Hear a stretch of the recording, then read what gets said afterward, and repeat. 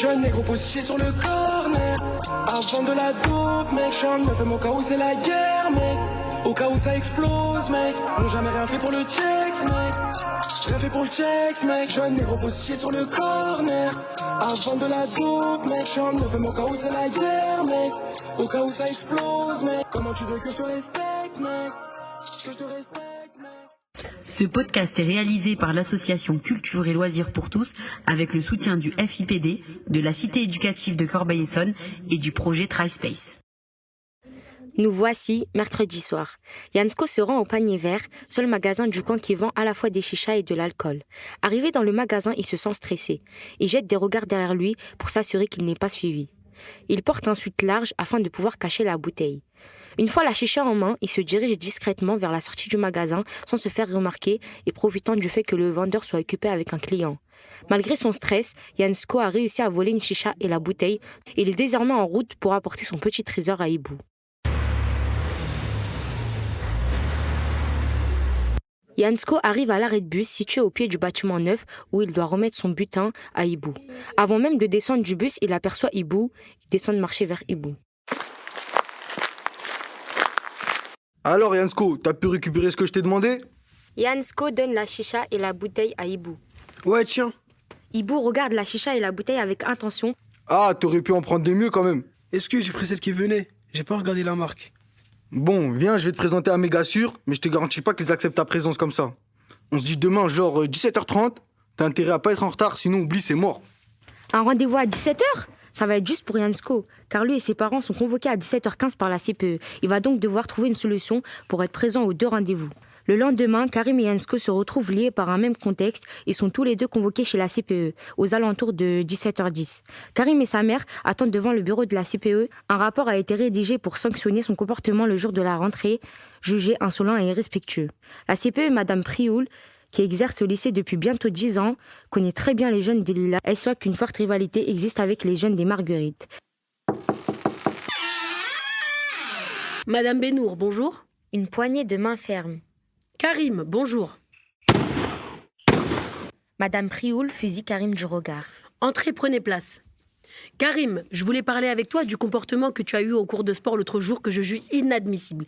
J'ai bien conscience du phénomène de bande rivale qui règne entre le quartier des Marguerites et des Lilas. Je n'accepte pas que ces problèmes soient présents au lycée. Et tu sais pourquoi je n'accepte pas ça?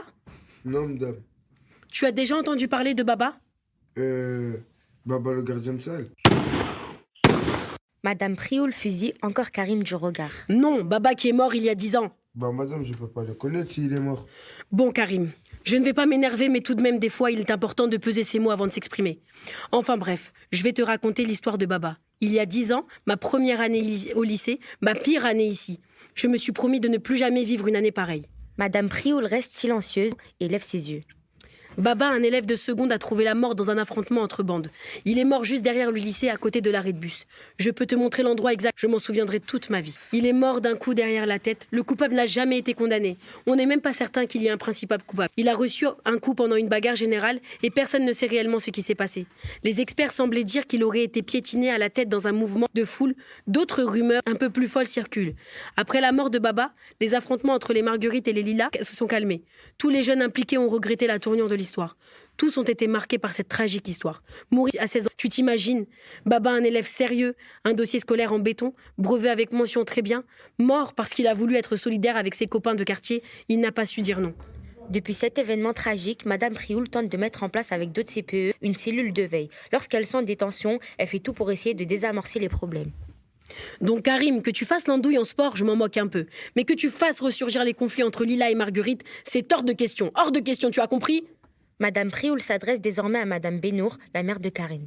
Madame, pour revenir sur ce qu'il s'est passé en cours de sport, d'après son professeur, Karim a été au cœur d'un conflit. Mais madame, c'est pas... Laisse madame la CPE parler. Merci madame. Comme je le disais, Karim est considéré par son professeur comme un des éléments ayant amorcé le conflit. Il doit donc être puni. De plus, Karim, ce jour-là, tu n'as pas respecté le règlement intérieur, car tu t'es éloigné du terrain où se déroulait le cours. Et ce, malgré les consignes de ton professeur. Il continue de me charrier, ceux des Marguerites, même après ça. Ce n'est pas une raison, Karim. Tu sais, j'ai jeté un coup d'œil à tes résultats du collège. Tu me sembles être un très bon élève. Ne gâche pas ton potentiel. Ne fais pas les mêmes erreurs que Baba. Sois posé, tu ne dois pas t'emporter parce que quelqu'un se moque de toi. Madame, oui, je vous le promets, il recommencera pas. Cette fois-ci, Karim se fait fusiller du regard par sa mère. Très bien. Alors je vous remercie d'être venu. Je vous souhaite une bonne soirée. Oui, merci. Bonne soirée à vous aussi. Et Karim, n'oublie pas ce que je t'ai dit. Pense-y avec attention. Et si jamais tu es mêlé à des histoires en lien avec les bandes, tu dois venir me voir. Oui, j'ai compris, madame. Merci, au revoir. Je peux vous dire quelque chose, madame? Bien évidemment, Karim. J'ai vraiment été tué par l'histoire de Baba. Elle me fait réfléchir. Je suis aujourd'hui en seconde et franchement, ça serait terrible si la même chose arrivait. C'est très bien ce que vous faites avec vos collègues. Mais en vrai, c'est aux jeunes de mon âge de tout faire pour arrêter ce type d'erreur. Tu vois, Karim, quand tu prends le temps d'analyser la situation, tu sais faire preuve d'intelligence. Karim et sa mère quittent donc le bureau de la CPE. Cette dernière se prépare pour son rendez-vous avec Yansko et sa famille. Allons voir du côté de Yansko. Yansko est dans la salle d'attente du bureau de la CPE avec ses parents. Il est en panique. Il se sent piégé. Il fait face à un problème pour lequel il n'y a aucune solution. S'il assiste au rendez-vous avec la CPE, il aura des problèmes, il sera grillé auprès d'Ibou et ne pourra pas régler son problème avec le coq. S'il part retrouver Ibou, il met en péril sa scolarité et va s'embrouiller avec ses parents. Yansko se parle à lui-même. Putain, t'es le roi des teubés. Comment tu fais pour trouver une situation pareille? Yansko, qui ne parvient pas à se décider, restait auprès de ses parents pour assister au rendez-vous avec la CPE ou aller pour rejoindre la bande des Lilas. Soudainement, Yansko craque, prétextant une envie pressante d'aller aux toilettes. Il sort précipitamment de la salle et court en direction de la sortie du lycée. Il est 17h20, il ne reste que 10 minutes à Yansko pour rejoindre Ibou et sa bande qui se retrouvent à l'autre côté du quartier.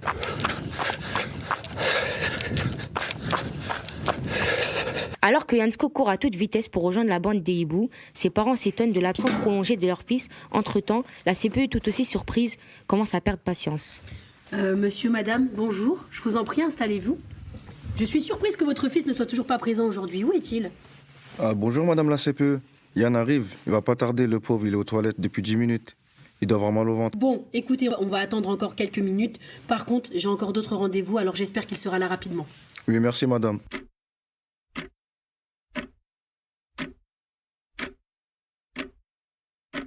« 15 minutes se sont écoulées et toujours pas de Yansko.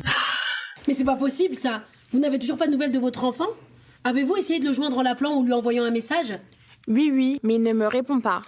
Bon, écoutez, on a suffisamment perdu de temps, on va commencer. Si je vous ai fait venir aujourd'hui, c'est pour vous parler du comportement de votre fils qui ne cesse de se dégrader.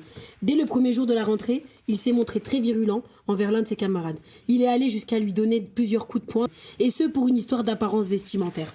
Je m'inquiète vraiment pour Yann, d'autant plus qu'il s'absenterait régulièrement de manière injustifiée. Par contre, je ne justifie pas le recours à la violence, mais je trouve injuste que ce garçon se soit moqué des vêtements de mon fils et que personne n'ait pris sa défense. Je le connais, mon fils, il n'est pas violent, c'est juste qu'il voulait se défendre. Non mais j'entends bien, madame, ce que vous me dites, mais comprenez que cet établissement prône la tolérance zéro à la violence. Et l'enseignant alors, qu'est-ce qu'il a fait pour défendre mon fils? Comprenez bien que nous sommes là pour parler de votre fils. Nous sommes ici pour parler de violence. Je vous le répète, la violence ne résout rien. Par conséquent, Monsieur Morin, qui est le chef de l'établissement, a pris la décision d'exclure Yann du lycée durant une demi-journée. Les parents de Yann regardent ailleurs et font comme si la CPE n'était pas présente. Je profite de votre présence afin que vous me donniez une explication sur ces absences injustifiées de votre fils. Comment ça? C'est étonnant que vous ne soyez pas au courant. J'ai essayé de vous joindre à plusieurs reprises à ce sujet en vain. Yann ne s'est pas présenté au cours depuis mardi matin et nous sommes jeudi. Ce qui est étonnant, c'est qu'il a été aperçu par son professeur de mathématiques en train de chahuter avec certains jeunes à proximité du centre commercial de la ville. Ah, j'ai pas dû faire attention à mon téléphone. Vous savez, je suis de l'ancienne génération. Le tactile et tout, j'ai encore du mal. Oh, il est allé au centre commercial. C'est peut-être qu'il voulait s'acheter à manger. J'ai certainement dû l'envoyer pour faire les courses ce jour-là. La CPE reste stupéfait face aux propres parents de Yansko. Ils sont totalement dans le déni. Bon, écoutez, je dois vous laisser, je vous contacterai en cas de besoin. En attendant, j'espère que votre fils sera un élève assidu tout au long de l'année. Pendant ce temps-là, Yansko finalement arrivé à l'heure au rendez-vous.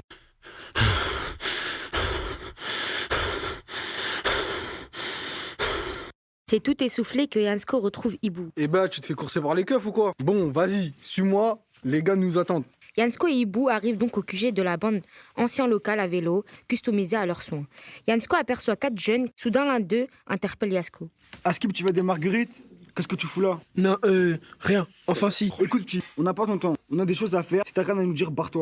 Bon, je vais être bref. Certes, je suis des marguerites, mais je les supporte pas. C'est des bouffons. Je le considère pas comme un gars de la voie. J'ai entendu par Ibou que les gars des Lilas sont des vrais, avec des valeurs et qui ont peur de rien. Et alors? Je me sens chaud de traîner avec vous. Si tu veux être un des nôtres, ça se fait pas en un claquement de doigts. Tu veux traîner avec nous, tu dois remplir nos conditions. Yansko ne sait pas trop quoi dire, difficile pour lui de faire marche arrière. Accepte, sinon tu remplerais chez ta mère. Au calme, j'ai pas l'habitude de pleurer. Au contraire, qu'est-ce que je dois faire?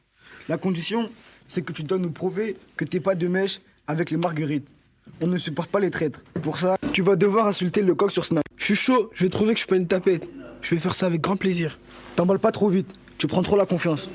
Jansko est très content d'entendre une telle proposition. La haine de Lecoq est tellement forte, il est content d'avoir trouvé des jeunes de son âge qui veulent ridiculiser Lecoq. Intéressons-nous désormais à Karim. Alors que Jansko peine à trouver une place dans le quartier des Lilas auprès des jeunes qui l'engrainent de jour en jour des coups tordus, Karim, au contraire, semble passer des bons moments au sein de la MJC. Il est très bien accueilli par le groupe des jeunes.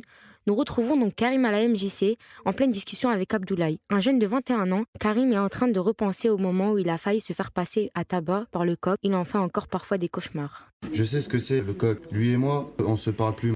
Abdoulaye lève les yeux au ciel. On voit qu'il pense à des mauvais souvenirs qui sont encore douloureux pour lui. Ah ouais, c'est vrai que le coq, il met la pression sur beaucoup de jeunes de mon âge et c'est difficile de lui dire non. Et sinon, pour toi, ça s'est passé comment? De base, Lecoq et moi, on se connaissait depuis la maternelle. Au collège, on a fait les 400 coups. On a grandi ensemble, comme des frères. On avait une bande, une dizaine de gars, toujours ensemble. Un jour, on s'est fait serrer pour une histoire à 2 balles. On vendait un peu de shit. Les grands de l'époque avaient des plans avec des gars du sud, plein d'histoires. Ici, dans le quartier, on avait des grandes quantités à écouler. Et ces grands-là nous engrainaient pour bosser pour eux. Et on était bêtes et immatures. On croyait qu'on allait devenir des princes. Et puis, un jour...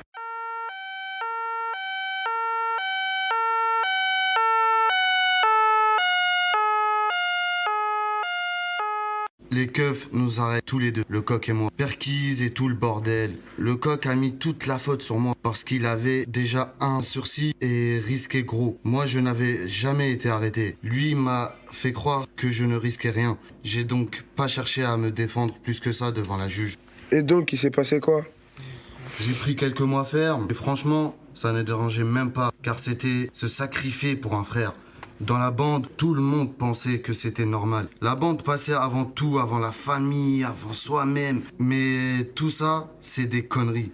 Le seul frère qu'un homme puisse avoir, c'est son frère biologique. Dans la rue, les mecs te font croire que c'est la même famille. Mais dès que tu as une galère, tu te retrouves seul comme un orphelin. Ta vraie famille, en fait, elle souffre à cause de toi. Pendant que j'étais enfermé dans ma cellule, le coq, les autres, étaient en vacances en Thaïlande, en train de claquer du fric comme des dingues. Personne pour prendre de mes nouvelles. Quand je suis sorti, pas une seule personne est venue me voir. Personne pour me donner un coup de main. Ça m'a permis de prendre conscience que je n'aurais jamais dû suivre le coq, ni les grands qui nous faisaient faire des conneries. C'est à ce moment-là que je suis venu voir Sofiane. Après mon séjour en prison, il m'a présenté des gens bien, des gens d'ici, du quartier, des gens d'autres quartiers comme le nôtre. Sofiane m'a aidé à me remettre dans le bon chemin. J'ai eu mon bac, j'ai beaucoup été aidé par Valérie Prioul, la CPE du lycée. Oh, le délire! Elle est encore là? Au loin, un homme mal rasé et habillé avec des vêtements sales salue Abdoulaye. Oh, l'ancien, ça va l'ancien? La pêche l'ancien? Tu vois, ce mec-là, il tombe à pic. C'est la preuve vivante que la rue ne sert à rien. Aujourd'hui, il ressemble à un clochard. À l'époque, c'était un des ténors du quartier. La rue, la drogue, les embrouilles, la prison, ça finit comme ça. Je lui dis bonjour, je l'appelle l'ancien. Les autres mecs de mon âge qui l'ont connu à l'époque, ils ne le respectent même plus. Ils l'insultent même. Ah ouais, c'est violent.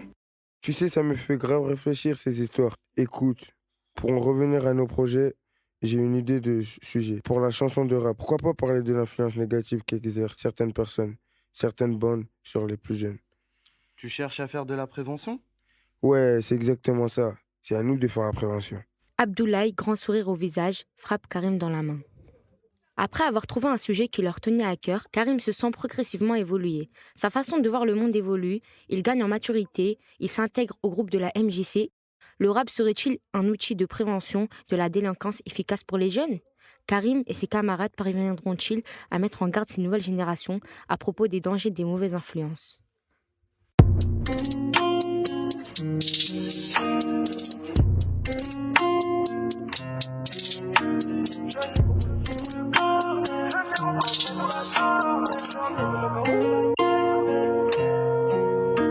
Jeune négro positionné sur le corner.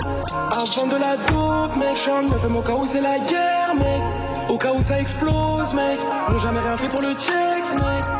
Rien fait pour le checks, mec. Jeune négro positionné sur le corner. Avant de la dope, mec. J'en me fais mon cas où c'est la guerre, mec. Au cas où ça explose, mec. Comment tu veux que je te respecte, mec?